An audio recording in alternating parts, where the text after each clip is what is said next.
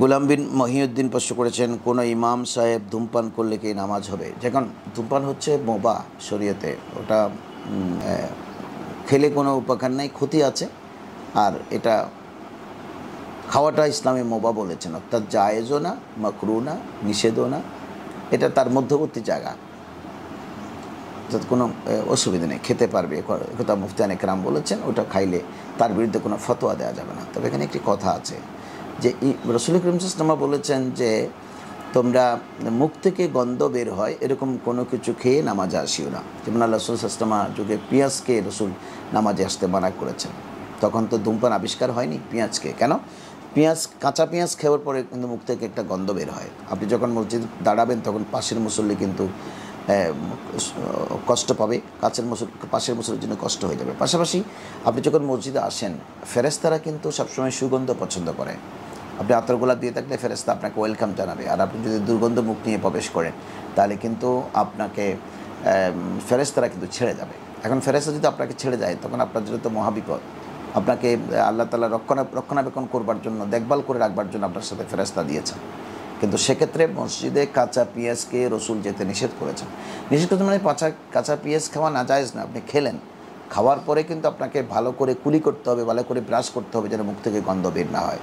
ঠিক কারো যদি এরকম ধূমপানের অভ্যাস থাকে তাহলে কিন্তু উনি আগেভাগে ভালো করে ব্রাশ করে, ভালো করে কুলি করে মুখ থেকে যেন কোনো গন্ধ বের না হয়, সেভাবে তিনি মসজিদ যেতে হবে। এখন দেখুন ইমাম সাহেব গিয়ে তো কেরাত পড়বে, উনি এখন সিগারেট খেলেন, এখন কেরাত পড়তে গেলেন, মুখ থেকে তো নিশ্চিত গন্ধ বের হবে।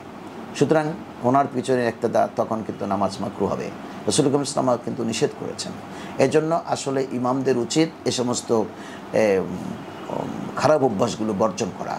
যেমন সিগারেট খাওয়ার মধ্যে কোনো ফজিলত নাই, বরঞ্চ সমস্ত স্বাস্থ্যবিজ্ঞানীরা বলেছেন যে এটা একটা ক্ষতিকর জিনিস, এবং প্যাকেটের উপর লিখে দিয়েছেন যে ধূমপান স্বাস্থ্যের জন্য ক্ষতিকর। ওখানে ফুসফুসের ছবি দিয়ে দিয়েছেন, আপনি প্যাকেটের উপর দেখবেন, এবং ফুসফুসটা খেয়ে নষ্ট করে দিচ্ছে। তো একজন ইমাম সাহেব যিনি সমাজের লিডার, ইনার কাছে কিন্তু সেরকম কোনো আচরণ থাকতে পারবে না। যেমন অনেকে খুব পান খায়, দেখবেন বহু ইমাম পান চাবাইতে পান খাওয়া না জায়েজ না। হুজুর আপনি বলবেন যে পান খাওয়া কি না জায়েজ, কিন্তু অনেক জায়েজ কাজ কিন্তু ব্যক্তিত্ব সম্পন্ন মানুষ করতে পারে না। এটা ব্যক্তিত্বের জন্য বড় ক্ষতিকর। কারণ আপনি জায়েজ কাজটি করতে গিয়ে চপচপ করে পান চাবাবেন। এখন ইমামতি 5 মিনিট পরে আপনার ইমামতি, আপনার দাঁতের ভিতরে সব পান সুপারি ঢুকে আছে, ভালো করে কুলি করেন নাই। এমনও তো হতে পারে যে দাঁতের ভিতর থেকে আপনি নামাজ পড়াচ্ছেন, একটু ক্রো বের হয়েছে, ওটা আপনি খেয়ে ফেলেছেন, কিন্তু ওটা চনা পরিমাণ হলে কিন্তু নামাজ ভেঙে যাবে। মাসালা মনে রাখতে হবে।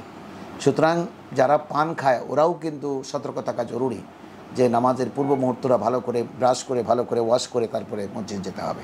সুতরাং কোনো ইমামের এই পথভ্যাস থাকা ঠিক না। সিগারেট খাওয়া এটা কিন্তু ক্ষতিকর দিক, এবং আপনি টাকা জ্বালিয়ে পুড়িয়ে শেষ করে দিচ্ছেন, আপনার শরীরকে শেষ করে দিচ্ছেন। কারণ ইমাম হচ্ছে একজন মডেল, আপনাকে সমাজের মানুষ অনুসরণ করবে। আপনি যদি নিজে সিগারেট খান তাহলে ছেলেমেয়েরা, ইয়াং ছেলেরা মনে করবে যে আমাদের হুজুর খায়, অসুবিধা কি, আমরাও খাবো। আপনার থেকে এই জিনিসটা শিখবে। আর আপনি যদি মেসওয়াক করেন, যুবকরা বলবে যে আমাদের হুজুর মেসওয়াক করে, আমরাও করব, তাহলে একটা সুন্নতের অনুকরণ হলো।